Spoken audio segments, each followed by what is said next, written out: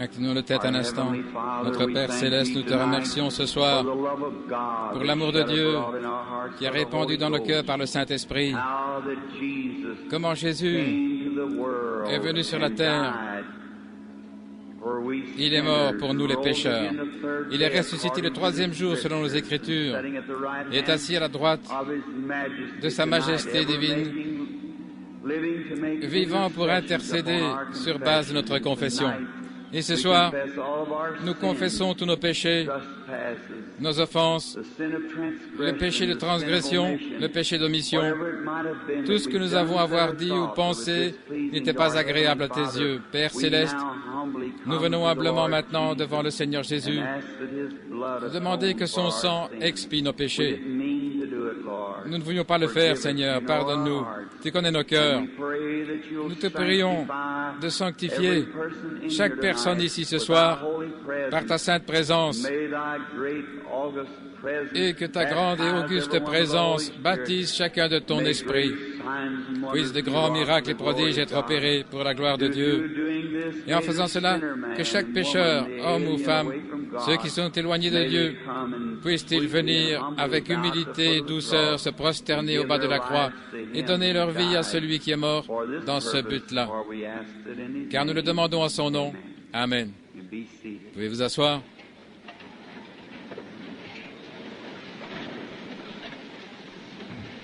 Nous sommes très heureux d'être de retour ce soir dans l'école secondaire Lane Tech, presque à la veille de la clôture de notre convention et de notre réveil. Nous sommes si reconnaissants pour ce que le Seigneur a fait pour nous.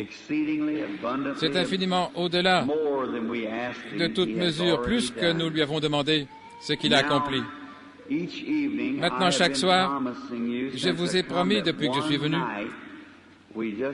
qu'un soir, nous aurons une ligne de prière, uniquement la prière pour les malades. Si le Seigneur le veut, nous le ferons ce soir. J'avais demandé à Frère Moore et Frère Brown et ceux qui m'aidaient au début, lorsque nous avions commencé à prier pour les malades. Ils sont juste derrière le rideau attendant le moment. Je disais, peu importe si je commence le discernement, venez sur l'estrade. Faites venir les gens de toute manière, car je leur ai promis de prier pour eux. Je suis sûr que nous verrons notre Seigneur accomplir de grandes choses ce soir, si nous faisons cela. Je ne suis pas un théologien, vous le savez. Je n'ai pas d'instruction pour en être un. Il n'y a qu'une chose que je connaisse, c'est que je suis sauvé par la grâce de Dieu. Je sais que je l'aime de tout mon cœur et je sais qu'il est ressuscité des morts parce que je suis l'un de ses témoins. Il est ressuscité des morts et il est vivant ce soir et il est vivant pour toujours. Je parlais à certains de mes associés, les organisateurs, M. Moore et les autres, plus tôt ce matin, lors de notre visite à l'aquarium et dans les parages. Comme je savais que je n'aurais pas exercé le discernement ce soir, je me suis simplement détendu pendant un bon moment. Et j'ai mangé un steak pour souper. Je ne mange pas lorsque je viens aux réunions. Voyez, vous devez être vraiment dans votre meilleure forme, de sorte que le sang ne soit pas dans l'estomac, mais dans le cerveau. De sorte aussitôt qu'il y a une petite alerte du Saint-Esprit, on est prêt à saisir cela. En effet, le diable est vraiment rusé, et vous devez être en pleine forme pour le Seigneur Jésus. Ainsi, nous parlions ce matin, et ils ont dit, « Cela ne vous ferait-il pas du bien de sortir, vous détendre ?» Et j'ai dit, « Oh là là, c'est merveilleux. » Et nous avons rencontré un petit frère, là, venant de Géorgie, avec qui nous avions eu des réunions, frère Palmer, un frère très bien. Nous l'avions rencontré ainsi que d'autres ministres dans la salle des aquariums ce matin. Et nous étions très contents. Je pensais que j'allais en attraper un dehors une fois de plus lorsque je suis venu au musée. Oh là là, quelle a été ma légitime indignation quand je suis entré là. Un homme il y a 25 millions d'années. Où donc étaient Adam et Ève à ce moment-là? C'est vraiment du non-sens. C'est le diable, absolument. J'ai dit, je voudrais me rendre là et choisir un sujet et leur dire de venir ce soir à l'Intech, nous allons redresser ça. Cette histoire est fausse. C'est dommage que nos enfants aient à passer par là et voir de telles sottises. C'est absolument un mensonge. Il n'y a pas la moindre vérité. L'homme n'est pas venu sur la terre jusqu'à il y a 6000 ans, lorsque Dieu forma le premier homme, Adam et Ève. C'est vrai. Ces choses-là n'existent pas. Descendez d'une grenouille ou quelque chose comme un singe ou quelque chose comme ça. C'est un mensonge et pas un seul mot n'est vrai. C'est le diable dans les derniers jours. C'est juste comme on me l'a appris qu'avant Moïse, avant Caïn, lorsque Dieu allait former la semence du juste au travers de Caïn, voyez-vous comment le diable agit pour arrêter cela du temps de Moïse? Il a noyé les enfants pour se saisir de cet élu de Dieu qui venait du temps de Christ. Il a fait tuer tous les enfants de 2 ans et moins pour essayer d'arrêter cela. C'est l'un des trucs de Satan aujourd'hui pour briser la foi de la jeune génération. Une pareille sottise. Darwin? Non, monsieur.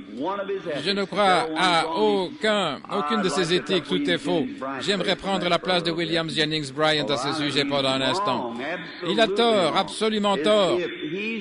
S'il a raison, alors Dieu a tort. Donc ceci est la vérité, ici même la vérité. La dernière fois où j'étais là, ils m'ont fait sortir, car il y avait une foule là-bas et je me suis assurément trouvé un bon sujet et je me suis vraiment mis au travail là-dessus. Ainsi, je ne crois pas, tout simplement. Si quelque chose est correct, c'est correct. Si c'est faux, c'est faux. Et cette chose est une malédiction pour le pays. Ainsi, je ne crois pas que pareille chose ait existé. Je ne crois pas que l'être humain descend d'une éponge ou du singe ou quoi que ce soit. Dieu a formé l'homme à son image et cela règle la question.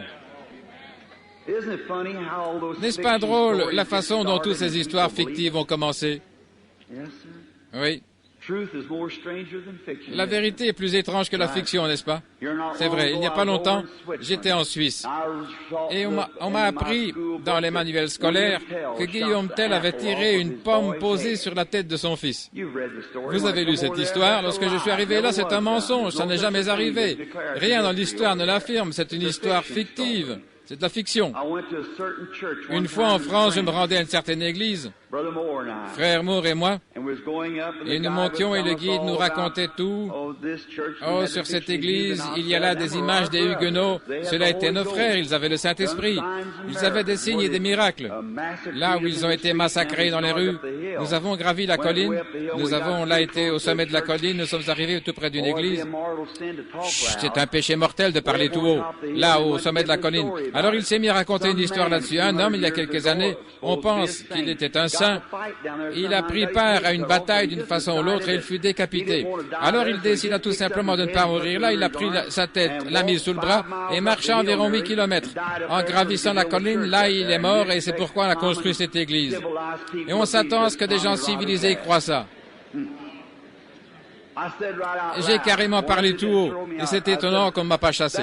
J'ai dit, c'est seulement par la foi, n'est-ce pas? J'aimerais vous dire que ma foi est trop faible pour croire cela. Je ne crois pas ça. Non, non. Oh non. Je crois simplement la Bible et ça règle la question. Ce que la Bible dit est la vérité. C'est juste tout ce qu'il en est. C'est ce dont je vis. Je voudrais en mourir et les autres qui sont morts sont partis au ciel par cela. C'est là donc que je voudrais aller. Nous en tenons donc uniquement cette vieille histoire.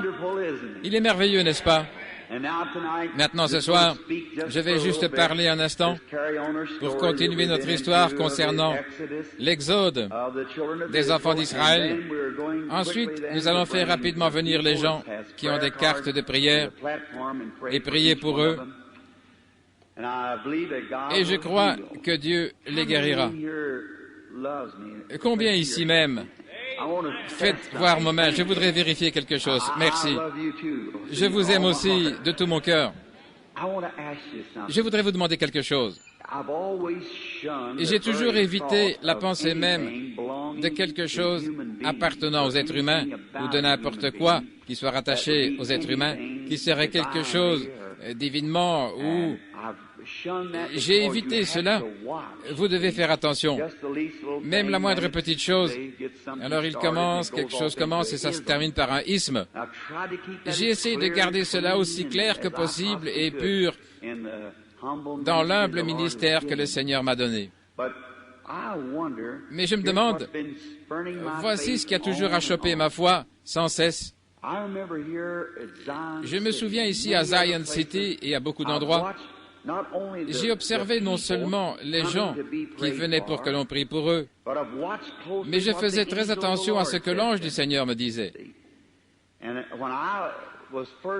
Il m'a d'abord parlé, et je n'en faisais jamais mention. Je n'avais jamais étudié quelque chose sur la guérison divine, ni quoi que ce soit dans la Bible. Mais il a dit, « Tu es né pour prier pour les malades, pour porter un don de guérison divine. » Frère Baxter a attiré mon attention un jour, il a dit, « Frère Branham, apportez ce message avec révérence. Faites exactement ce qu'il vous a dit de faire. » Et il m'a dit que les gens ne me croiraient pas. Il m'a dit alors ces autres choses. Eh bien, les gens, je leur ai présenté le signe au lieu de prier pour les malades. J'ai remarqué que pendant ce temps, comment le Saint-Esprit, savez-vous qu'il y a des choses que nous devons faire, que Dieu ne peut pas faire, à moins que nous les fassions? Saviez-vous cela? Le ministère, regardez, nous sommes les sarments, il est le cep, mais le cep ne peut pas porter les fruits, ce sont les sarments qui portent les fruits, est-ce vrai? Maintenant, il donne l'énergie, mais c'est à nous de faire le travail. Vous voyez ce que je veux dire? Le Saint-Esprit est ici ce soir, comme vous le voyez chaque soir, il vous connaît, mais le seul moyen qu'il a pour parler, c'est par nous. Est-ce vrai? Nos mains sont ses mains, nos yeux sont ses yeux. Et maintenant, nous voyons qu'il nous donne des choses. Eh bien, ce Jésus se tenait là un jour en regardant la moisson. Croyez-vous qu'il était le Seigneur de la moisson? Il regardait la moisson et il a dit, « Priez le maître de la moisson, afin qu'il envoie des ouvriers dans sa moisson, car la moisson est mûre et il y a peu d'ouvriers. » Autrement dit, demandez-moi de faire ce que je sais qui devrait être fait. Il ne pouvait pas le faire, à moins qu'il lui ait demandé de le faire. Je n'oublierai pas, il n'y a pas longtemps, cette personne qui est peut-être assise ici, ce soir. Je me rappelle, j'étais là, à Zion City. Y a-t-il quelqu'un qui a assisté à la réunion? À Zion City? Très bien, vous pouvez probablement vous en souvenir. Un soir, comme d'habitude, Billy Paul et frère Baxter, ils sont là. Et vers 3 heures du soir, lorsque j'ai pour ainsi dire un service de discernement, j'entre dans ma chambre, ma femme et les autres m'accompagnaient. Ils étaient dans une autre chambre du motel. Nous étions loin, à plusieurs kilomètres de la ville. Et j'étais dans ce motel. Et simplement, je ne pouvais pas ce soir aller à l'église. J'avais un tel fardeau que je ne pouvais simplement pas me déplacer. Et c'est arrivé plusieurs fois. Je ne pouvais pas y aller. Eh bien, ils sont venus me chercher, ils ont frappé à la porte, je ne suis pas sorti. Alors Billy est sorti, il a bu un coca, il est revenu frapper à la porte et je ne suis pas sorti. Alors, il a secoué la porte et il a appelé papa et je pleurais, je ne pouvais pas m'en empêcher, mon cœur était brisé.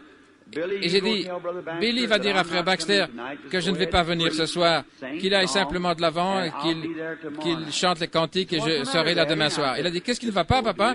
J'ai dit, fais simplement ce que je te dis. Il fit demi-tour, il est allé, il s'est assis encore et il a bu un autre coca. Je me suis incliné, je me suis agenouillé là sur la chaise, à côté de la chaise et j'ai dit, oh Dieu, aie pitié de moi. Que puis-je faire? J'ai dit, qu'est-ce que j'ai fait? Y a-t-il quelque chose de faux quelque part? Alors j'ai entendu quelqu'un qui parlait juste à la porte. On dirait qu'il parlait en allemand ou quelque chose. Il parlait vraiment vite. Je me suis relevé, je me suis dit, où est cette personne? Qui est-ce? Il n'y a personne ici que je sache. On dirait que c'était juste à côté de moi, à la porte. Je me suis relevé, soulagé, j'ai commencé à me diriger vers la porte et j'allais franchir cette porte et avant que j'arrive là, je me suis rendu compte que c'était moi qui parlais. Je m'étais vraiment abandonné. J'étais là comme nous le disons, accroupi sur le plancher, là, agenouillé là, et cela cessa de parler. Et lorsque ça cessait de parler, eh bien, je n'avais jamais encore parlé en langue, sauf une fois dans ma vie, à ce que je sache. Mais c'était parlé dans une langue, je ne savais pas ce que c'était. Ainsi donc, je suis simplement resté calme, et lorsque cela m'a quitté, j'ai senti comme si je pouvais traverser une troupe et sauter au-dessus d'une muraille. Je ne m'étais jamais senti si bien toute ma vie. Je suis allé à la porte, j'ai regardé partout et Billy était en train de s'éloigner à bord du véhicule, et j'ai crié, je lui ai dit, attends un instant. Il est revenu, il a dit, papa, qu'est-ce qui se passe avec toi? Pourquoi est-ce que tu pleurais? J'ai dit, je serai prêt dans une minute. Je me suis vite lavé le visage, je suis monté dans le véhicule et nous sommes partis. Et il n'a plus rien dit tout le long du chemin. Nous sommes entrés, frère Baxter était au piano en train de chanter, descendu de sa gloire. Nous sommes entrés et j'ai commencé à prêcher un petit peu et je me suis mis à parler. J'ai rendu témoignage là au fond et je ne savais pas ce que c'était. On m'a apporté un témoignage. Et il y avait une femme qui vivait là tout près de Twin City et qui avait la tuberculose. Elle avait été alitée depuis des années, elle avait une hémorragie. Le docteur lui avait dit environ 4 mois avant que si jamais elle avait une autre hémorragie, le pire arriverait. Ainsi donc, l'ambulance ne pouvait pas courir le risque de l'emmener. Certains saints avaient aménagé l'arrière du véhicule et lui avaient préparé une place afin qu'elle s'étende là et il la transportait. Elle avait lu mon livre. Et en route, il se faisait tard ce soir. Elle était couchée là. Et un brusque mouvement du véhicule, un grand flot de sang a jailli. Elle avait simplement commencé à saigner et à s'affaiblir de plus en plus. Et elle ne voulait pas mourir dans la voiture, alors on a arrêté l'auto et on l'a placée dehors sur l'herbe, bien à plat, et tous les saints l'ont entourée, ils priaient pour elle. Et tout à coup, le sang s'est arrêté, elle s'est mise sur ses pieds, elle a couru sur la route dans tous les sens. Elle ne comprenait pas ce qui était arrivé, elle était parfaitement normale. Elle est entrée là, au fond, témoignant, j'ai vérifié ça, et c'était au même moment où cette femme se mourait que cela a parlé par moi, le Saint-Esprit intercédant en faveur de cette femme qui était là, mourante. Oh, voyez-vous ce que je veux dire? Le Saint-Esprit. Rappelez-vous l'histoire de l'opossum hier soir? La prière pour les malades. Comment cela a de l'effet? La prière de la foi guérira le malade. Plusieurs fois, par la vision, il est venu et il m'a amené à prier pour des gens. C'est la raison pour laquelle je pense qu'en n'accordant pas aux gens l'occasion de venir pour que l'on prie pour eux, eh bien, cela a empêché beaucoup de choses. Ainsi donc, je vais essayer de commencer à faire cela, même si je dois consacrer certaines soirées à la réunion dans ce but. Que le Seigneur vous bénisse richement, soyez en prière. Nous allons lire une petite portion de la parole de Dieu, car nous savons que sa parole ne faillira pas.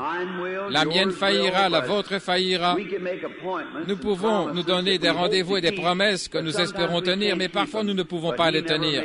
Mais lui ne donne jamais une promesse sans pouvoir la tenir. Il accomplira toujours sa parole. Nous allons maintenant dans Nombre, chapitre 13, et au verset 30, nous lisons ceci. Et Caleb fit taire le peuple devant Moïse et dit, « Montons directement et prenons possession du pays, car nous sommes bien capables de le faire. » Que le Seigneur ajoute ses bénédictions à sa parole.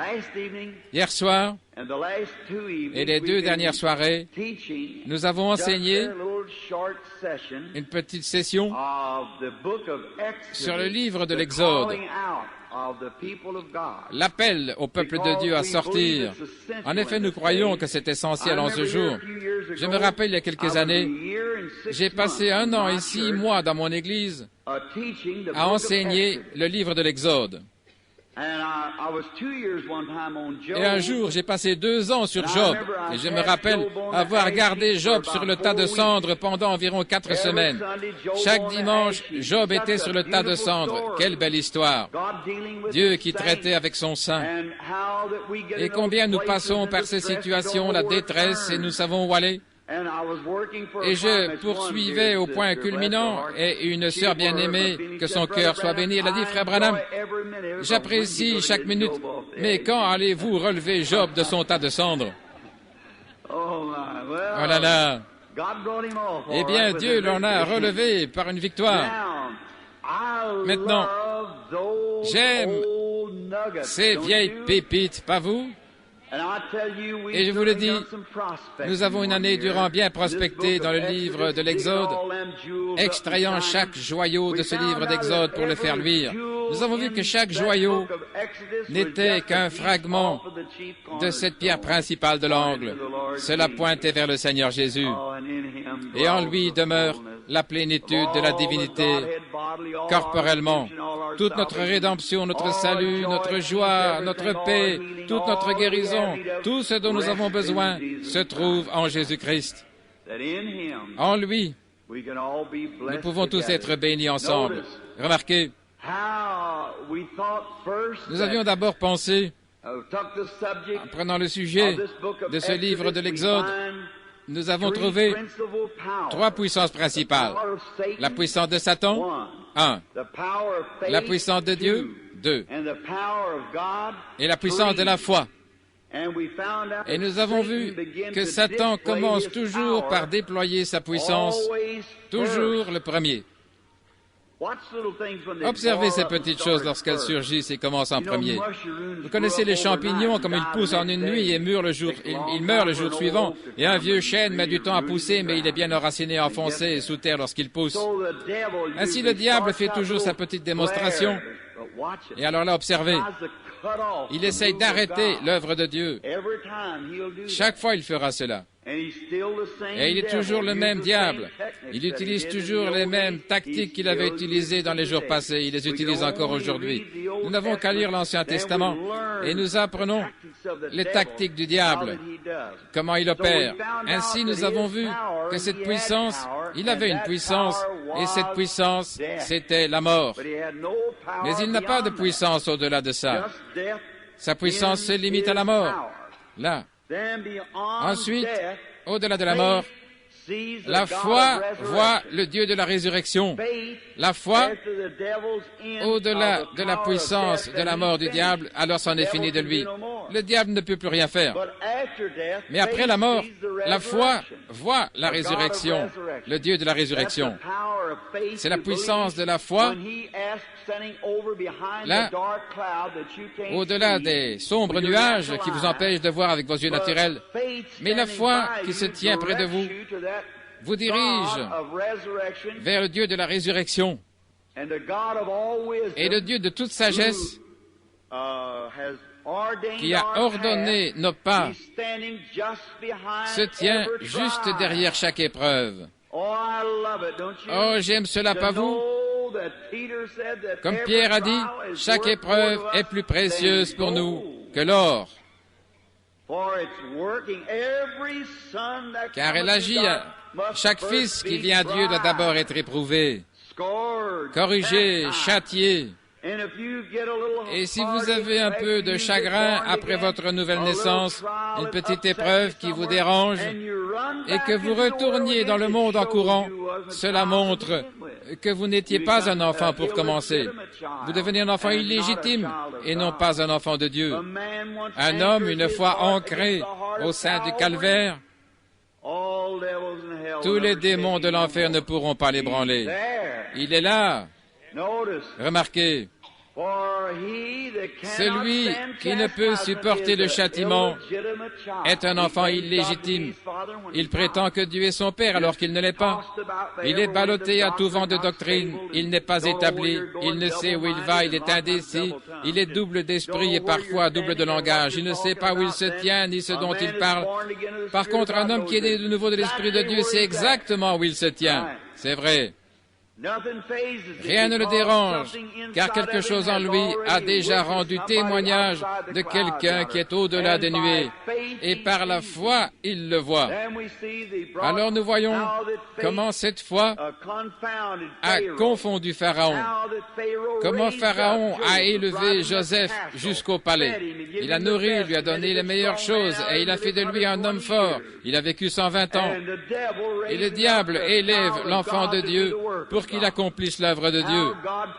Comme Dieu lui a voilé les yeux cette fois, car il est Dieu.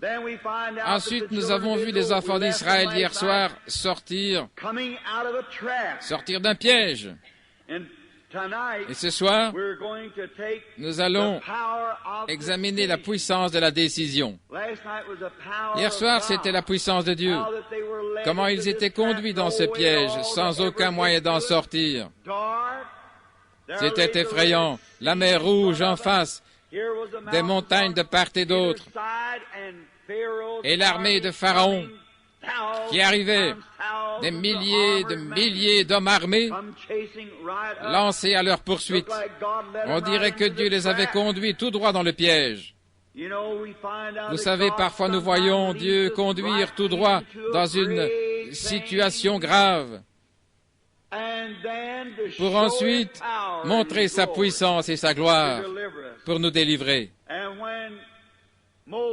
Lorsque Moïse a invoqué Dieu, Dieu a dit, « Tenez-vous tranquille et voyez le salut de votre Dieu. » Oh là là, n'est-ce pas encourageant? Tenez-vous tranquille.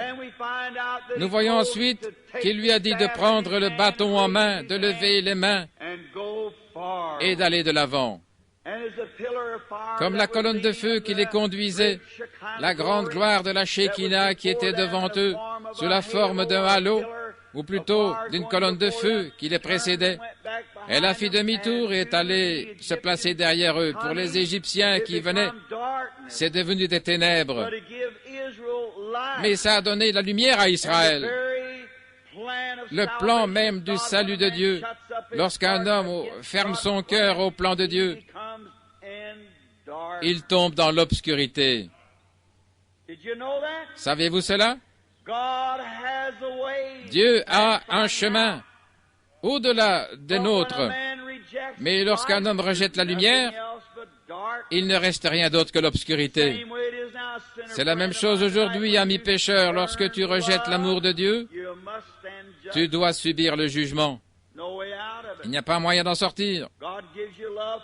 Dieu vous donne d'abord l'amour, il vous l'offre. Mais si vous le rejetez, il ne reste rien d'autre que le jugement. Ainsi, acceptez ce soir l'amour de Dieu. Ainsi, vous remarquez, toute cette armée de Pharaon qui avait vu le surnaturel, et ils ont été incrédules. Ils se sont fermés à la compassion. Ils l'ont rejeté. Et ils ont même commencé à tuer ceux par qui Dieu avait agi. Un beau type de ce qui va se passer ici en Amérique de ces jours. C'est vrai.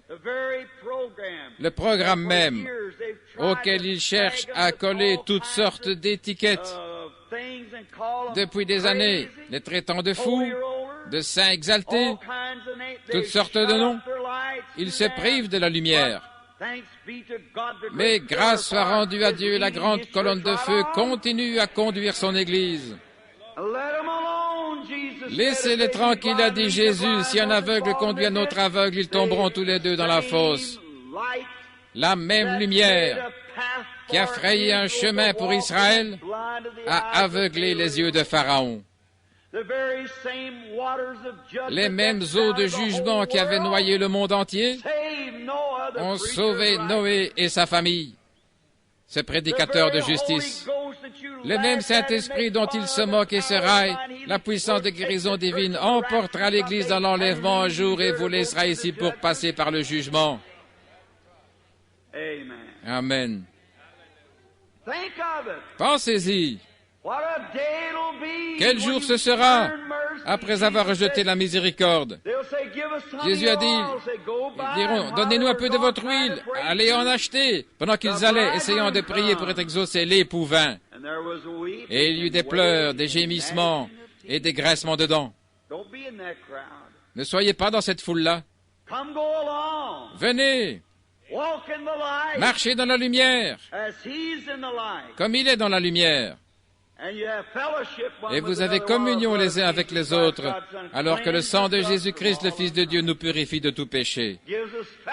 Il nous donne communion les uns avec les autres. C'est alors que les méthodistes peuvent vraiment serrer la main aux baptistes. Vous savez, j'aime cette vieille religion, l'ancienne mode. Pas vous? Elle vous fait aimer tout le monde. Savez-vous ce que ça fera? Cela fera amener quelqu'un en salopette à entourer de ses bras quelqu'un en smoking et à l'appeler frère. Certainement. Amen. Cela amènera une dame qui est en robe de soie à s'asseoir à côté de celle qui est en calicot et à l'entourer de ses bras et l'appeler sœur. Cela détruit certainement les murs de séparation et cela nous rend tous les mêmes en Jésus-Christ. Amen. Alors nous avons communion les uns avec les autres, pendant que le sang de Jésus-Christ, le Fils de Dieu, continue de nous purifier de toute injustice, alors que nous marchons et vivons dans la présence du Roi, sous la gloire de la Shekinah du Seigneur Jésus, où la verge d'Aaron avait bourgeonné. Amen. On avait mis la verge d'Aaron là, une branche morte d'amandier. Mais lorsqu'elle est passée sous la gloire de la Shekinah, tout ce qu'elle avait été a été restauré. Il en est de même du pécheur lorsqu'il passe sous la gloire de la Shekinah du Saint-Esprit et que le voile tombe derrière lui. Tout ce qu'il est censé être, la qualité de fils de Dieu, bourgeonne en lui à nouveau. Amen. Rappelez-vous, c'est en une nuit que cela avait bourgeonné, fleuri et donné des amandes. Les fruits de l'esprit, l'amour, la joie, la longanimité, la bonté, la gentillesse, la patience. C'est ce qu'il nous faut pour entrer dans cette troisième étape, entrer dans la gloire de la Shekinah, là où cette petite lumière sacrée était suspendue au-dessus du trône de miséricorde. C'est l'endroit où demeurer, là où la manne, le pot de manne était placé dans l'arche. C'est le lieu où vivre. Les rideaux sont tombés derrière vous, là dans le parvis extérieur où se tenaient les justifiés. Il y avait la lumière du soleil, parfois nous avons cela, la lumière du soleil et toutes sortes de lumières. Parfois il faisait sombre, parfois clair, parfois du clair obscur, ce n'était pas très net. Puis on entrait dans le deuxième voile. C'est là que Martin Luther a prêché la justification. Wesley a prêché la sanctification, le deuxième voile là où l'autel sanctifiait les vases. Une maison à 3 pièces. La première, là où vous entrez dans la cuisine, vous n'habitez qu'une maison à 3 pièces. Vous dites, la mienne en a 10, eh bien, vous en avez en supplément. Vous n'avez qu'une maison à 3 pièces et ce n'est qu'uniquement là que vous vivez la cuisine, la salle de séjour et la chambre à coucher. Vous mangez dans la cuisine, vous avez communion dans la salle de séjour et vous vous reposez dans la chambre à coucher. Amen. C'est là que l'Église est arrivée. Elle est passée par Martin Luther, le juste vivra par la foi. Wesley, la communion, la sanctification, la purification. Et maintenant nous sommes dans le baptême du Saint-Esprit, le repos. Je vous donnerai du repos pour vos âmes. Lorsqu'un homme passait derrière le voile intérieur, le deuxième voile, il était caché du monde.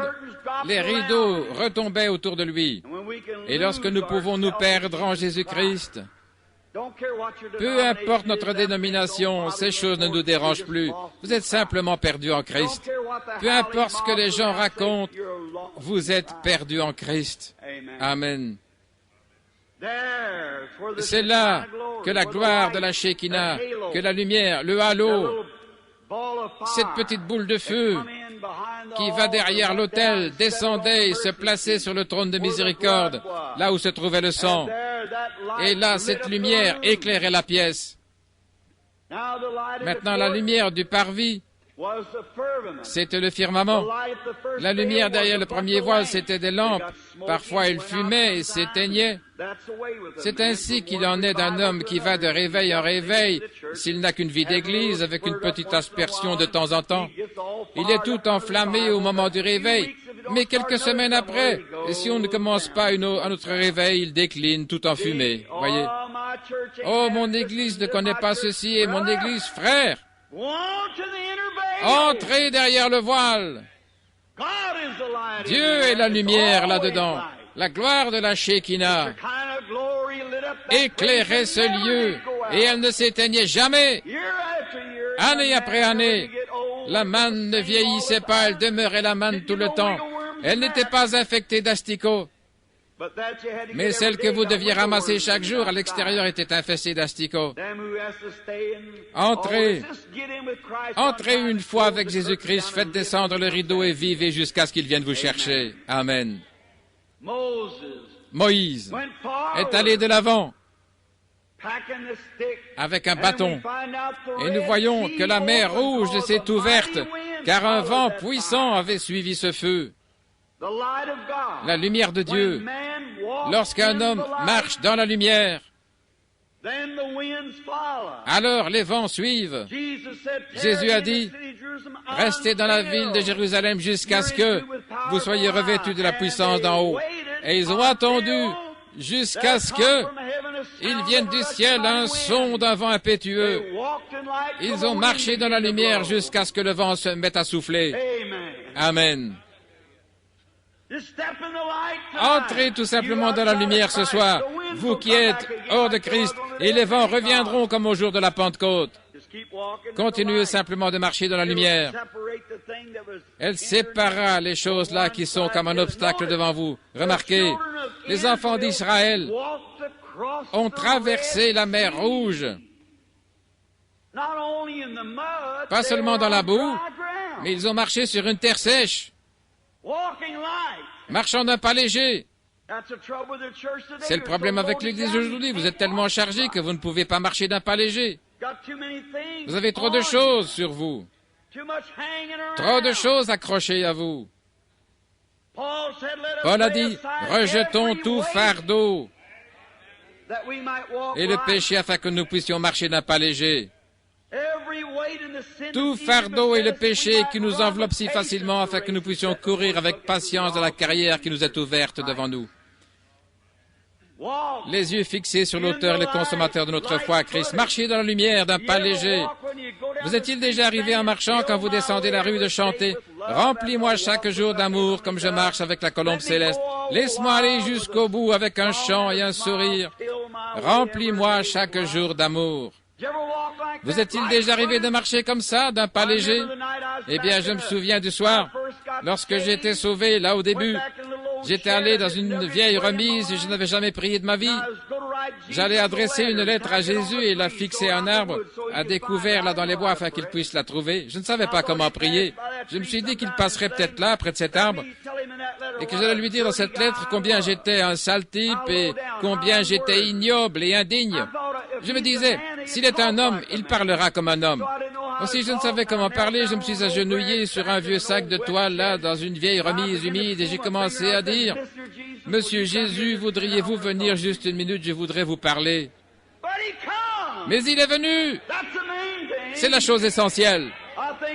Je pense qu'aujourd'hui, si nous cessions de rimer nos prières et de chercher à chatouiller les oreilles de quelqu'un et que nous prions du fond de notre cœur, comme devrait se repentir un pécheur à l'ancienne mode, alors Dieu nous entendrait. Amen. Il y a trop de choses artificielles, de pharisiens. Je vous l'ai dit l'autre jour que pharisien signifie acteur. Il y a trop de pharisiens. Arrêtez ces artifices. Je n'aime pas ces choses-là. Soyez ce que vous êtes. Soyez originel. Dieu sait comment vous êtes de toute manière. Vous ne faites que de la comédie devant quelqu'un d'autre. Lui sait ce que vous êtes réellement.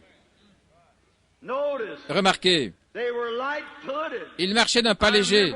Je me rappelle lorsque Dieu m'avait pardonné. J'avais senti comme si un fardeau d'1 million de tonnes avait été ôté de mon dos. Je ne touchais même pas les marches en allant vers la maison. Je ne savais rien sur le fait de crier. Je souhaiterais avoir encore cette expérience maintenant même. Je me rattraperai pour cette fois. Je savais que quelque chose était arrivé. Je suis entré, j'ai pris un recueil de cantiques. Ma mère m'a dit, qu'est-ce qui ne va pas? J'ai dit, je ne sais pas. J'ai pris ma Bible, je ne pouvais lire, j'étais trop nerveux et heureux. Elle a dit, qu'est-ce qui ne va pas? Je ne sais pas. Je me suis glissé dehors et je suis descendu. Il y a une ligne de chemin de fer derrière la maison. J'ai parcouru ce chemin de fer en courant et en sautant de toutes mes forces, cherchant à donner libre cours à mes sentiments. Oh là là! Quel moment j'ai passé!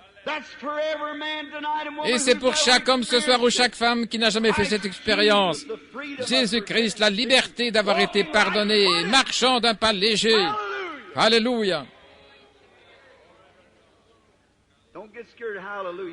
N'ayez pas peur parce que je dis Alléluia, ça veut dire gloire à Dieu. Vous savez, il est digne de toute louange que vous pouvez lui rendre. Remarquez, marchant d'un pas léger, et voilà, venir derrière eux ces imposteurs, ces gens qui les suivaient, ces Égyptiens bien chargés. Nous voyons que leurs roues se sont brisées et qu'ils se sont noyés. Vous savez ce que Dieu a fait? Il a effrayé ses chevaux.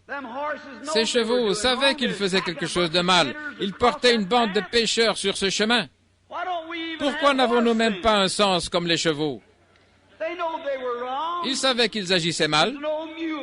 Il y a autrefois un vieux mulet qui portait un prophète rétrograde. Il a été effrayé par l'ange. Il voyait l'ange, Balaam. Ces chevaux savaient qu'ils agissaient mal, et la Bible le dit, et ça rend la chose vraie si c'est la Bible qui le dit. La Bible dit qu'il a effrayé les chevaux de Pharaon. Ils avaient déjà fait une grande distance, et ils ne se rendaient pas compte, mais les chevaux en savaient mieux. Et le même chemin qui avait permis à Israël de passer en suivant la lumière et en suivant Dieu, et qui les avait amenés à la victoire parfaite, tua les agresseurs égyptiens et les noya. Oh, je crois qu'ils passèrent par là dans l'esprit. Vous savez, c'est là le problème de l'Église aujourd'hui. Elle n'entre pas assez dans l'esprit. Nous restons trop en nous-mêmes. Oh là là, si seulement vous pouviez sortir de vous-même assez longtemps. Vous dites, vous savez, notre Église, nous avons notre train-train, notre routine. Qui se soucie de votre routine? Je souhaiterais que vous sortiez de votre routine là assez longtemps pour être sauvés de toute manière. Soyez sauvés. Sortez de la routine. Nous ne nous soucions pas de la routine. Entrez dans l'esprit, alors vous verrez les choses s'accomplir. Une fois, un vieux prophète était tout agité parce que quelqu'un était allé le voir. Ce n'était pas correct de sa part de venir. Il était un peu indigné. Et vous savez ce qu'il a fait? Avant que l'esprit vienne sur lui, il a dû chanter quelques bons vieux cantiques spirituels. Alors il est entré dans l'esprit. Il a commencé à voir des choses. Il a eu des visions. Je vous le dis, frère, la vie paraîtra bien différente lorsque l'Église entrera dans l'esprit. C'est vrai. En sortant de vous-même, de la routine. Amen. Rejetez ces fardeaux.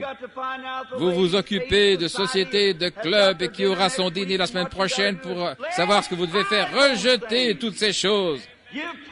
Consacrez du temps à vous répandre sincèrement à l'ancienne mode devant le Seigneur Jésus-Christ jusqu'à ce que le Saint-Esprit se déverse dans votre âme.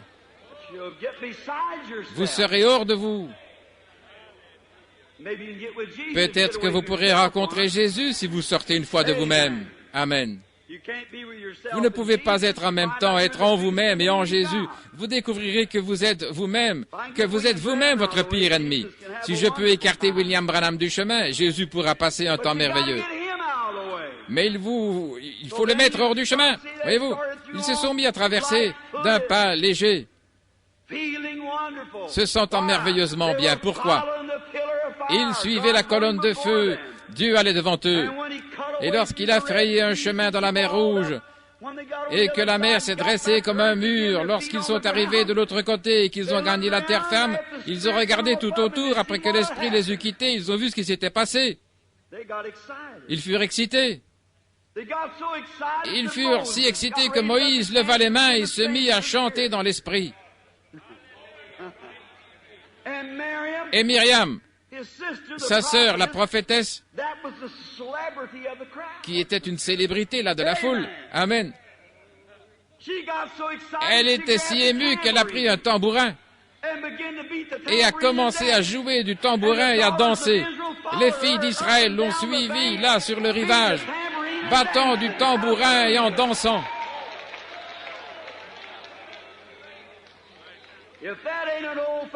Si ce n'est pas une réunion pentecôtiste à l'ancienne mode, je n'en ai jamais vu de ma vie. Frère, si ceci est la pluie de la hier saison, celle-là devait être de la première saison. Alléluia! Qu'est-ce que c'est? Le même Saint-Esprit, la même colonne de feu, le même Rédempteur, marchant dans la lumière, allant de l'avant. Quel temps!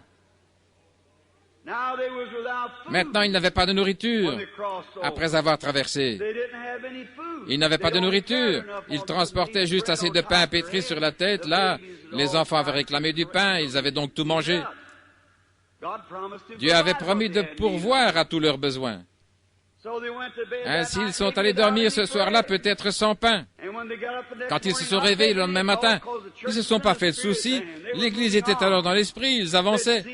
Ils avaient vu la gloire de Jéhovah. Ils avaient vu ce que ça signifiait de suivre les commandements. Ils avaient vu la fin de la puissance du diable. Ils avaient vu la puissance de la foi ramener la victoire. Pouvez-vous faire cela ce soir? Vous dites, Frère Branham, le médecin a dit que j'ai la tuberculose et ceci, cela. Regardez par la foi à la promesse de Dieu. Et c'est ce qu'ils faisaient en suivant la promesse. Ils avaient tué l'agneau pascal, ils avaient offert le sacrifice par la foi, ils avaient observé la Pâque, ils sont sortis, ils ont marché par la foi. Car Dieu l'avait dit. Dieu vous a promis la guérison ce soir. Par la foi, je vais la recevoir. Dieu l'a dit. Je suis en train de suivre chaque voie qu'il a indiquée. Je suis parfaitement cela. Et nous avons vu que le lendemain matin, lorsqu'ils se sont réveillés, ils ont regardé par terre. Dieu avait pourvu. Amen. Êtes-vous déjà arrivé à ce point-là où vous ne savez quel chemin prendre et que Dieu a pourvu? C'est ainsi qu'il agit. Voyez, c'est le même Dieu. Il pourvoit. Il est le même Dieu. Ils étaient là. Ils s'étaient reposés toute la nuit après avoir crié toute la journée et après avoir passé un temps merveilleux en voyant ce grand réveil. Moïse a vraiment eu un grand réveil. Dieu le bénissait et tout le peuple suivait directement. Et quel réveil! Nous devrions en avoir un ici à Chicago. Amen. Vous pouvez l'avoir. Dieu veut que vous en ayez plus que vous ne le désirez vous-même. Amen. Vous devez simplement suivre ses préceptes. Allez de l'avant, entrez dans la gloire de la Shekinah, suivez la colonne de feu, suivez le Saint-Esprit. Ne faites pas attention à ce que l'Église dit ou ceci, cela. Suivez Christ. La lumière est en Christ, la vie est en Christ. Très bien, remarquez. Et ils étaient le lendemain matin, ils avaient des petites gaufrettes partout par terre. Dieu avait fait pleuvoir la manne du ciel. C'est un très beau type de Christ, descendant du ciel pour mourir sur la terre, pour périr sur la terre afin de secourir ceux qui périssaient. Il était céleste, il est devenu terrestre afin de rendre le terrestre céleste. Avez-vous déjà pensé à ça? Christ est devenu moi afin que je devienne lui. Oh là là!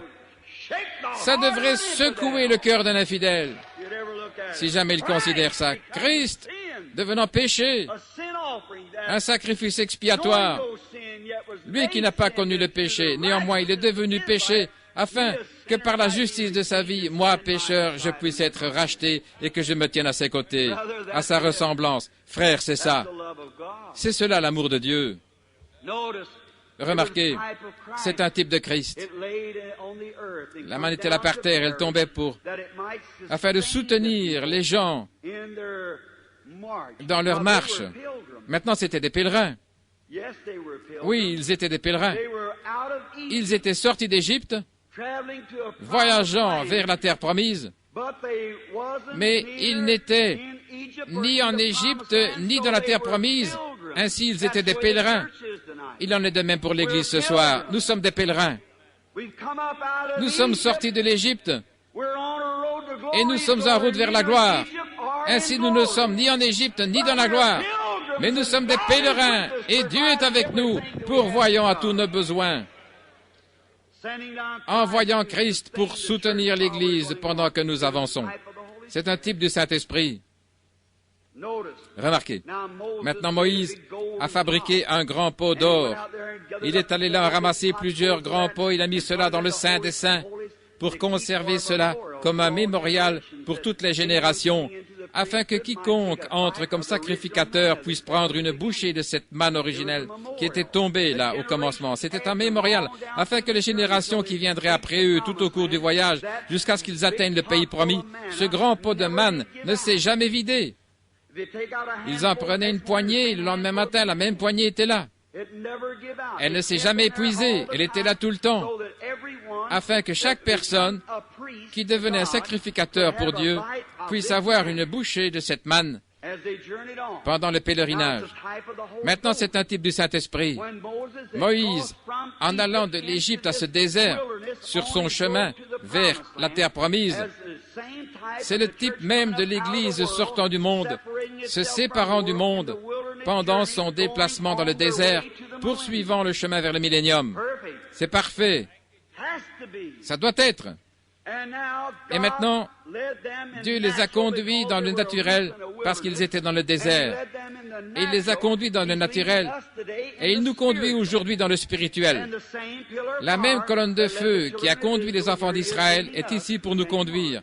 La même colonne de feu. Elle nous conduit, la lumière surnaturelle de Dieu, avançant et conduisant son Église spirituellement. Maintenant, notez. Ce pain, donc, était un type. Lorsque la Pentecôte eut lieu, c'était une séparation. N'importe quel théologien le sait, c'était l'inauguration de l'Église. Et lorsque le Saint-Esprit est venu des cieux, comme un puissant vent impétueux qui a rempli toute la maison où ils étaient, ils sont sortis dans la rue, parlant en différentes langues. Ils se comportaient comme une bande d'hommes ivres. Et beaucoup disaient, ces hommes sont pleins de vin nouveau. Mais Pierre s'est levé et a dit, vous, hommes de Jérusalem, vous qui habitez en Judée, sachez ceci, écoutez mes paroles. Ces gens ne sont pas ivres comme vous le pensez, car c'est la 3e heure du jour. Mais c'est ça. Et si ceci n'est pas ça, je vais garder ceci jusqu'à ce que ça arrive. Je me contente de ceci, je crois que c'est ça. Je crois que c'est cela. Et lorsqu'ils ont vu la hardiesse de ces hommes, qui ne pouvaient même pas lire leur nom, et la prédication de Pierre, la Bible dit qu'il était ignorant et illettré. Mais à voir sa prédication, ce puissant guerrier du Saint-Esprit, ils ont dit, « Hommes, frères, que pouvons-nous faire pour être sauvés ?» Et Pierre leur dit, « Repentez-vous, chacun de vous, et soyez baptisés au nom de Jésus-Christ pour le pardon de vos péchés, et vous recevrez le Saint-Esprit. » Cette chose qui nous est arrivée, cette manne que nous mangeons, il a dit, cette promesse est pour vous, pour vos enfants, et pour tous ceux qui sont loin, en aussi grand nombre que l'Éternel notre Dieu les appellera. Qu'est-ce que Dieu disait là? La même chose qu'à Moïse. Autrement dit, cette manne du Saint-Esprit qui a commencé à tomber à la Pentecôte était pour soutenir l'Église. L'Église devait se nourrir uniquement du Saint-Esprit jusqu'au jour où nous entrerons dans le millénium. Alléluia! Qu'est-ce que c'est? Le même Saint-Esprit. Remarquez, c'était pour quiconque était sacrificateur dans l'Ancien Testament. Chacun dans le Nouveau Testament qui devient un chrétien né de nouveau devient un sacrificateur pour Dieu. Et nous sommes sacrificateurs et rois. Un sacrificateur doit offrir des sacrifices. Et nous offrons à Dieu des sacrifices de nos lèvres, rendant gloire à son nom. Vous dites, je n'en ai pas envie. Faites-le quand même. C'est un sacrifice. Alléluia. Vous dites, je me sens trop fatigué. Le diable vous dira ça jusqu'à ce qu'il vous emmène en enfer. C'est vrai. Vous devez offrir un sacrifice spirituel, le fruit de nos lèvres donnant louange à son nom. Des sacrificateurs et des rois pour Dieu. La Bible dit que nous le sommes. Il a fait de nous des sacrificateurs et des rois pour Dieu. Mangez quoi? Vivant seul. Israël n'est pas allé là pour essayer d'avoir de l'avoine sauvage, le moudre et en faire des gâteaux de maïs. C'est le problème avec l'Église ce soir.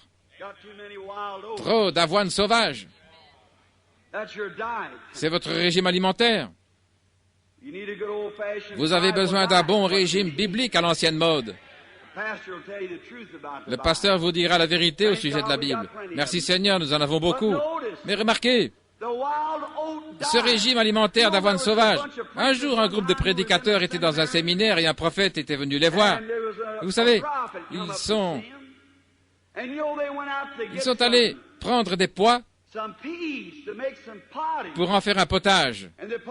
Et ils ont utilisé un grand pot pour le préparer. Et l'un des prédicateurs est sorti, vous savez ce qu'il a fait? Il est allé chercher des coloquintes et les a mis dedans. Il pensait que c'était des pois. C'était un gars qui ne savait pas faire la différence entre des pois et des coloquintes. C'est malheureux. Et je vous le dis, il y a des personnes dans le ministère ce soir qui ne savent pas mieux que ça. C'est vrai. Ils ne savent pas la différence entre la puissance du Saint-Esprit et le fanatisme. Alléluia. Mais il y a un vrai Saint-Esprit authentique. Oui, nous avons des fanatiques et ça montre que nous avons aussi la chose réelle. Un faux dollar fait d'autant mieux ressortir un vrai dollar. Amen. Mais il y avait là un homme qui avait la double portion.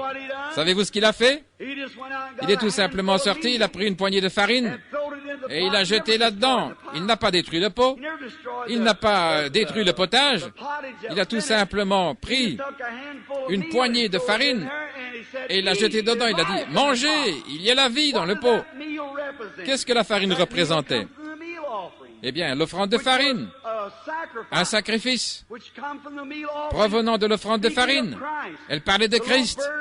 Elle était moulue, on devait moudre chaque grain de la même manière, montrant que la farine dans le sac montrait que Jésus-Christ était le même hier, aujourd'hui, éternellement.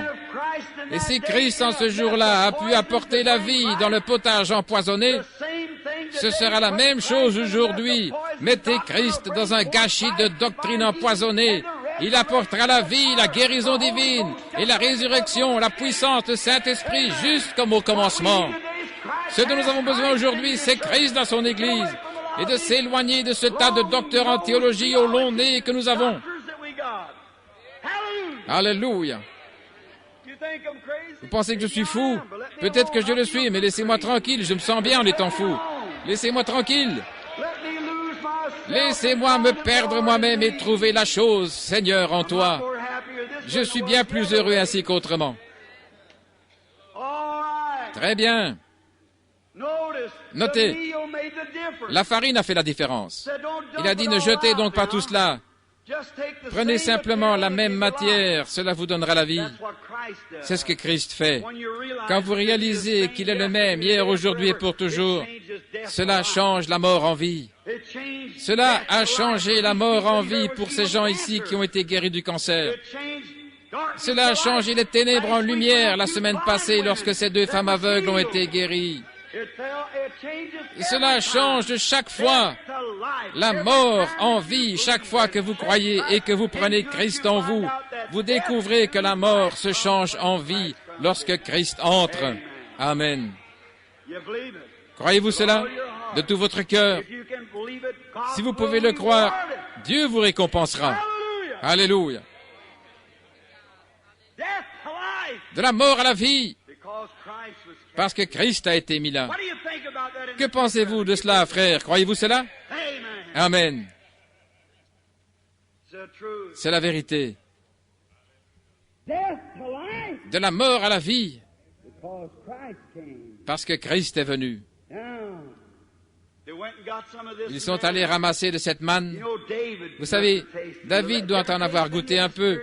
Avez-vous déjà goûté de cette manne spirituelle? J'ai vu des gens en prendre tellement qu'ils se léchaient les lèvres. Je l'ai fait moi-même. C'est un vrai jubilé gastronomique. Amen. Spirituellement parlant. Oh là là, ça vous rassasie. Vous savez, quand vous êtes faible et que vous prenez un bon repas, comment vous vous sentez? Quelqu'un peut aller voir le médecin. Docteur, je suis malade et je me sens faible. Et il lui demande, quel est le problème? Je ne sais pas, il lui posera des questions d'ordre physique. Eh bien, tout est en ordre. Quand avez-vous pris votre dernier repas? Oh, j'ai mangé un biscuit avant-hier. Frère, vous avez tout simplement faim. C'est le problème avec l'Église aujourd'hui, c'est l'anémie.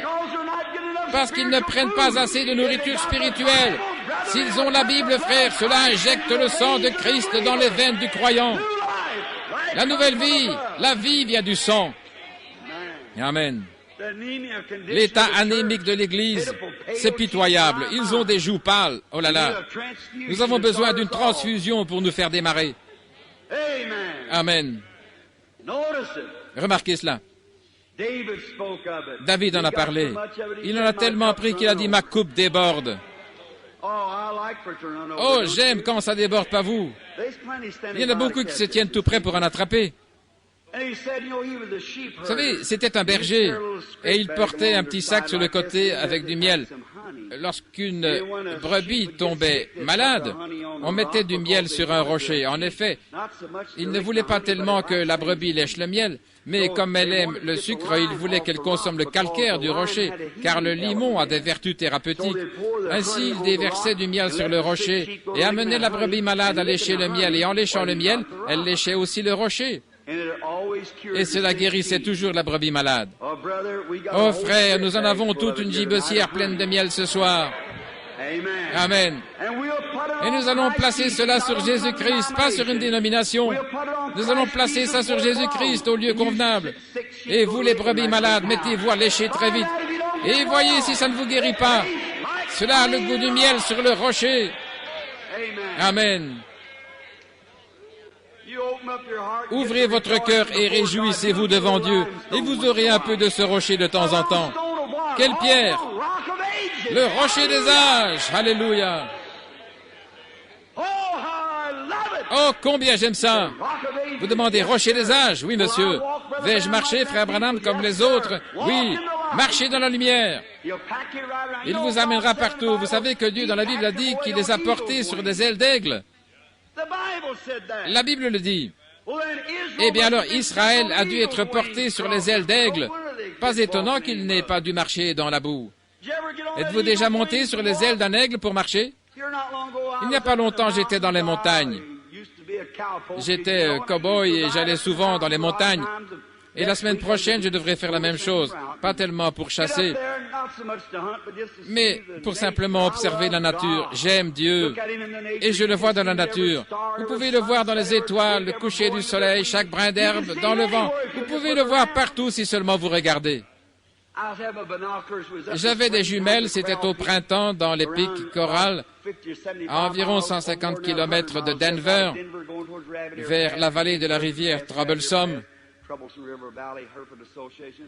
Hereford Association, et j'étais là en train de m'occuper du bétail, donner du sel. Je me suis arrêté et j'ai attaché mon cheval, je suis allé m'asseoir en pensant, oh Dieu, regarde là. Je composais un petit poème. Je composais souvent des poèmes. Je me suis levé et j'ai dit, j'ai la nostalgie de ce lointain nord-ouest, où les ombres tombent derrière la montagne. Je voyais un coyote aux aguets dans la brume mauve, j'entends hurler le loup dans les pâturages et dans un canyon. J'entends gémir un puma dans ces montagnes lointaines de cristal à la frontière de l'Arizona. Oh là, autour de cette sauge pourpre, la nuit, on voit ce feu de camp osciller dans une dimension comme celle-là. On entend le vieux coyote hurler. Je me suis avancé là, j'ai mis du sel, quelques blocs là. J'ai réuni des chevaux, je les ai attachés, je me suis rendu au sommet. J'ai levé les yeux, j'ai vu une scène, je me suis demandé, oh Dieu, tu m'as amené ici juste pour t'adorer. J'avais les mains levées, je tapais du pied. On aurait pensé qu'il y avait un fou là-haut si l'on m'avait vu. Et je passais un bon moment là en me réjouissant dans l'esprit. Vous aimez ça? Être simplement seul avec Dieu. J'ai fait sortir les jumelles de la sacoche là. J'ai entendu un cri là-haut. J'ai regardé et une maman aigle passait un moment terrible avec Sandy Shea. Elle était très haut là sur les rochers et là où ils font leur nid. Et j'avais des jumelles et je voyais très bien cet aigle. Elle essayait de faire sortir ses petits aiglons. Oh là là, ils étaient dérangés. C'est ainsi que parfois Dieu fait. Il essaie de faire sortir ses aigles. Il pense qu'il est fâché contre eux. Il vous fera monter par ici et par là. Il met quelques épreuves sur votre chemin. Il essaie de vous aider. La vieille mère aigle les a un peu poussés et les a amenés tous sur ses ailes. Et elle a pris son envol. Elle est descendue au bas de la montagne et les a placés là dans de verts pâturages.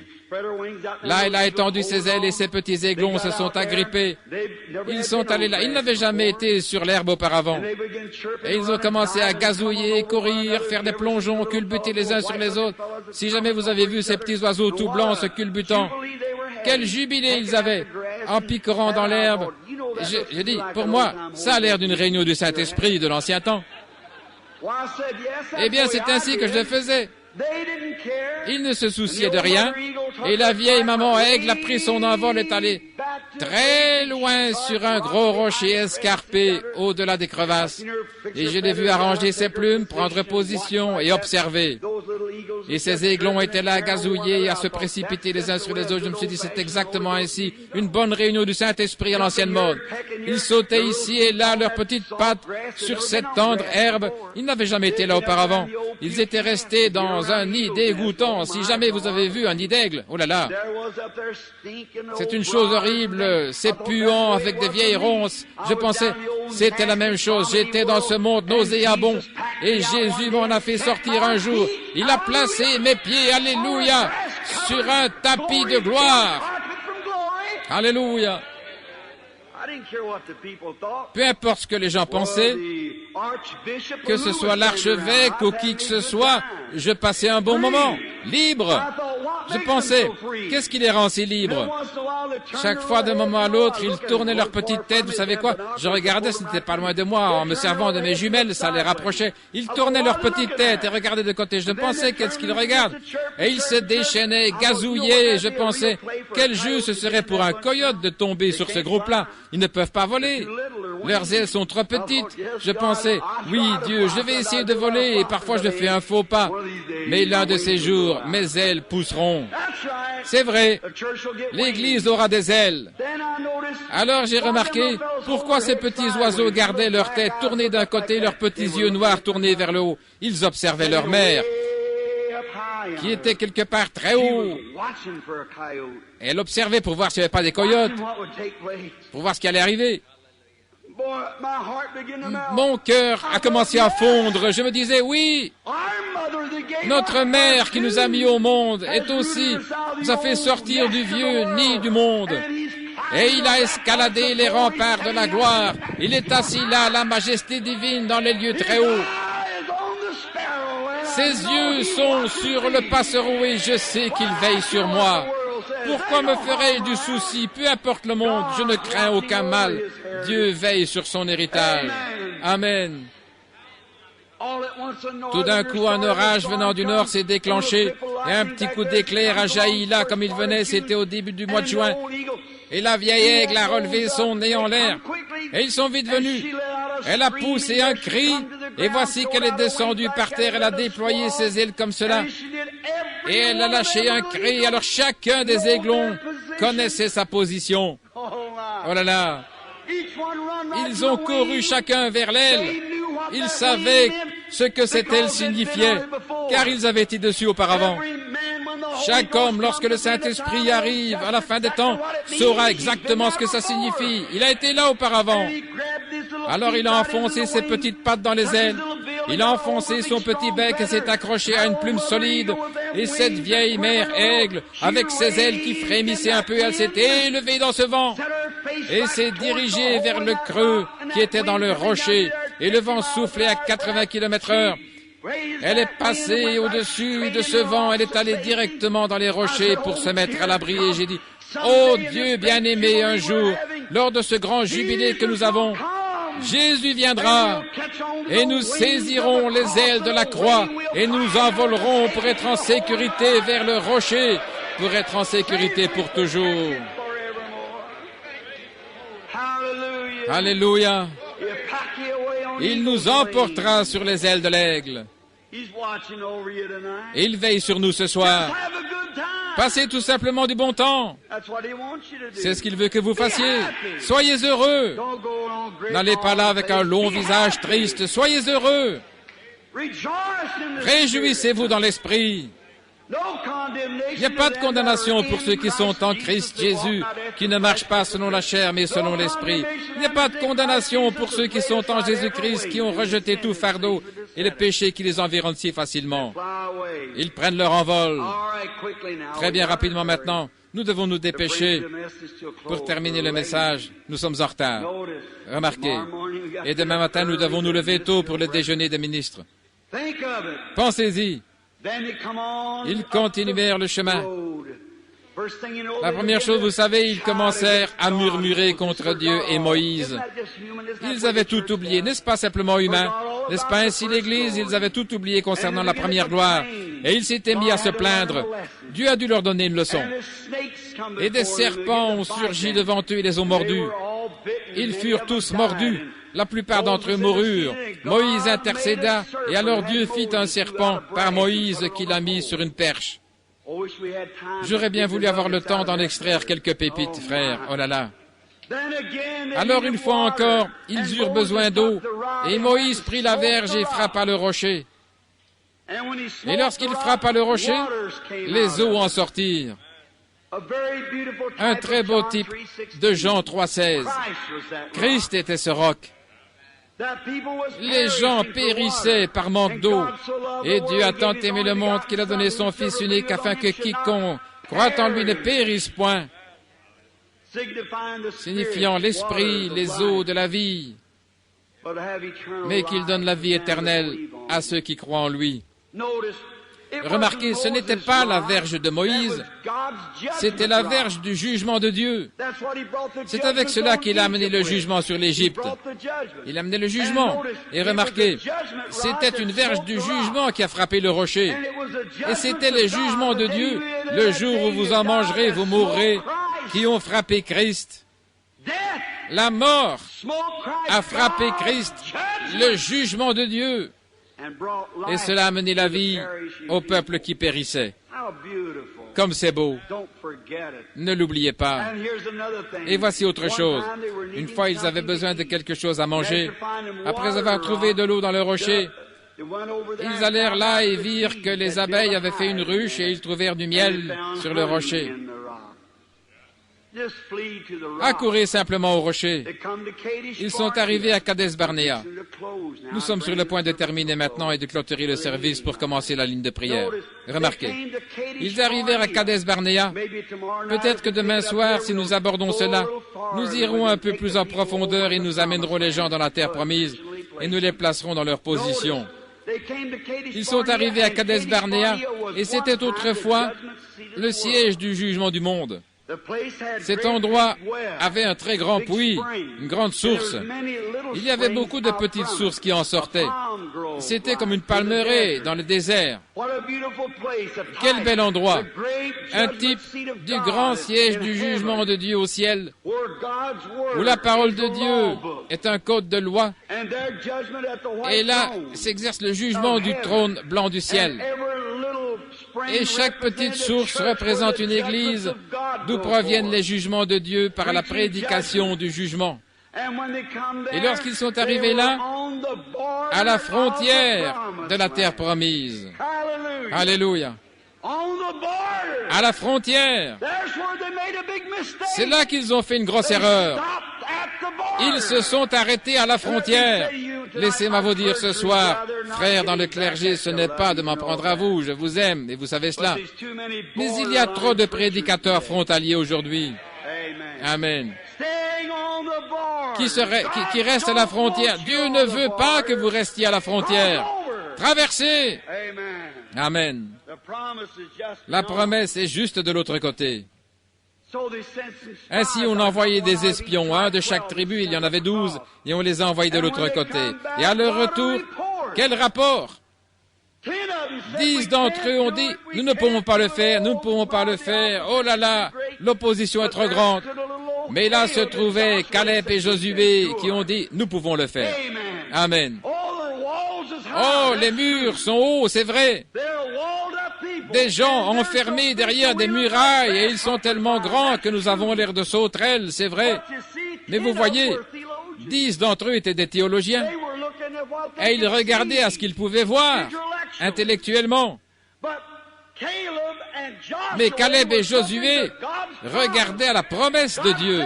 Dieu avait dit, je vous l'ai déjà donné, allez vous en emparer. Alléluia. Et c'est cela le problème avec les gens aujourd'hui. Concernant la guérison divine et tout. Alléluia. Ça vous appartient. Allez vous en emparer. Dieu vous a promis de marcher, frère. Croyez-vous cela? Vous devez vous en emparer. Dieu vous a promis la vie, frère. Croyez-vous cela? Emparez-vous-en. Dieu vous a promis la joie, frère. Le croyez-vous? Emparez-vous-en. Dieu a dit, je vous le donnerai. C'est à vous. Mais il ne serait pas correct que Dieu vous envoie tout ça simplement comme ça. Il leur a donné le pays. Mais c'est à eux de nettoyer. Amen. C'est à vous. Mais il ne va pas le faire à votre place. Vous devez prendre possession du pays vous-même. Il vous l'a donné. C'est à vous. Levez-vous et possédez-le. Alléluia. C'est votre choix. Si vous voulez murmurer comme les 10 autres, vous allez errer dans le désert plus longtemps, si bien que demain soir, vous continuerez à être malade. Mais si vous êtes prêt à vous en emparer, ça vous appartient. Quelle sorte de choix allez-vous faire? Je prendrai Jésus et sa promesse, et je dirai au diable qu'il est un menteur. Amen. Dieu a dit, voici les signes et les miracles qui accompagneront ceux qui auront cru. Ils imposeront les mains aux malades et ils seront guéris. C'est un bon pays, a dit Josué. C'est un pays merveilleux. Josué, toi et Caleb, n'êtes-vous pas contents que cela soit un bon pays? Je le suis. Amen. Josué et Caleb avaient ramené l'évidence initiale qu'ils avaient été quelque part de l'autre côté. Je suis si heureux ce soir que nous ayons des témoins dans l'Église qui ont été quelque part, qui ont quelque chose, qui sont revenus avec l'évidence du Saint-Esprit. Qu'il est le même ce soir qu'il était le jour de la Pentecôte. Alléluia. Faites votre choix. Allez-vous prendre position avec les théologiens qui disent « Eh bien, nous ne pouvons pas nous en emparer, nous sommes passés par l'âge de Wesley, ceci, nous ne pouvons tolérer un autre fanatisme, nous ne pouvons pas le tolérer. » Fini de telles sottises.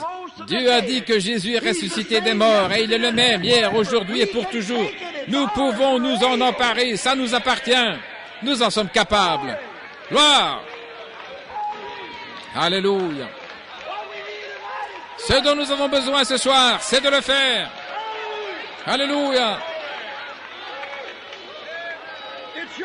C'est à vous. La promesse est pour vous et pour vos enfants et ceux qui sont ici à Chicago et pour tous ceux que le Seigneur notre Dieu appellera. La liberté du choix. Pour moi, il est le même. Pour moi, il gardera sa promesse. Pour moi, il a été meurtri pour ma transgression, il a été brisé pour mon iniquité. Le châtiment qui me donne la paix est tombé sur lui et par ses meurtrissures, je suis guéri. Je crois. Alléluia. Croyez-vous cela? C'est votre choix maintenant. Nous sommes à la frontière. Nous avons traversé beaucoup de dangers et de pièges. Je suis déjà passé par là. C'est la grâce qui m'a gardé sain et sauf jusqu'ici en suivant cette sainte Bible et c'est la grâce qui m'accompagnera. Amen. La promesse, nous sommes à la frontière ce soir. La Bible dit, je souhaite par-dessus tout que tu prospères en bonne santé. C'est à vous. Dieu l'a promis, et la promesse est tout aussi valable pour vous que pour Israël. Il a dit, je vous ai donné ce pays, j'enverrai mon ange, cette colonne de feu devant vous pour vous conduire vers ce lieu. La guérison divine vous appartient, Dieu vous l'a promise, il a envoyé le Saint-Esprit, il vous a conduit ici, emparons-nous-en. Amen, c'est à vous. Le même Dieu qui a fait la promesse à Israël vous l'a faite. Et il est le même hier, aujourd'hui, pour toujours. Il envoie les mêmes signes, les mêmes prodiges et les mêmes miracles. Maintenant, il ne va pas vous forcer. Il faudra vous en emparer. Et dès que vous le réclamerez, il y aura un vieil Amoréen qui se tiendra là. Bottez-le hors du chemin. Un vieux gars qui dira, attendez une minute, vous êtes excité. Ce vieux gaillard, bottez-le hors du chemin. S'il est petit et qu'il dise, eh bien, votre maman dit, oh, qu'il est vraiment beau, mais il sera comme son papa. Chassez-le. Le pays vous appartient. Eh bien, le docteur a-t-elle pu offrir une belle prière? Ça ne change rien. Dieu donne la promesse. Si l'incrédule est contre la parole de Dieu, mettez-le dehors. La promesse vous appartient. Alléluia. Peu importe combien cela paraît beau et innocent, vous pouvez avoir des clochers, des sanctuaires et dire « Amen » comme un veau en train de mourir, mais ça ne change pas la parole de Dieu. Dieu a dit que nous pouvons nous en emparer. C'est à vous. La promesse est pour nous. Alléluia. Oh, je me sens religieux. Je sais que ce Saint-Esprit est ici. La même colonne de feu qui a conduit les enfants dans le désert jusqu'à la terre promise. Il est ici avec nous ce soir et il a même permis de le photographier à plusieurs reprises. Il accomplit les mêmes signes et prodiges. De quoi avons-nous peur? Par la foi. Ne vous faites pas de soucis, je me sens comme Caleb et laissez-moi traverser. Amen. Ils ont dit, oh, ils sont plus grands. Ça ne fait pas de différence. Goliath se vantait aussi. Mais un jour, il a rencontré David. Amen. Le diable a déjà dit, les jours des miracles sont passés. Il est entré dans tous les prédicateurs, il a prêché cela partout. Mais un David s'est levé il n'y a pas longtemps. Amen. Et il lui a coupé la tête.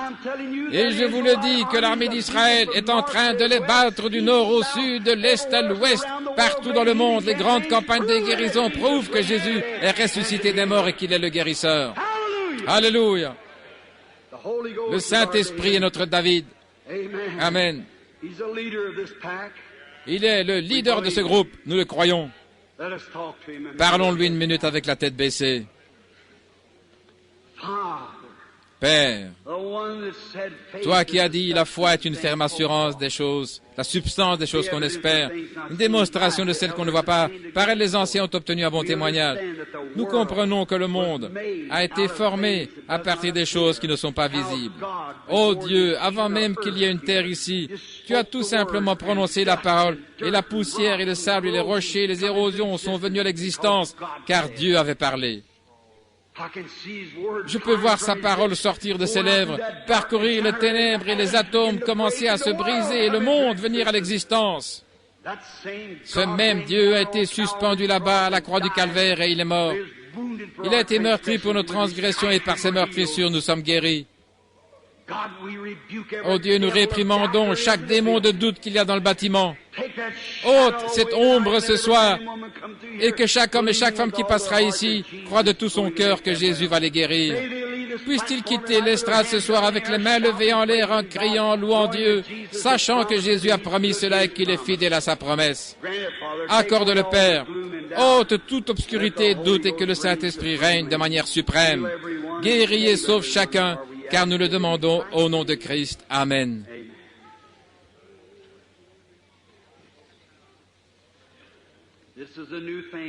C'est une nouvelle chose ce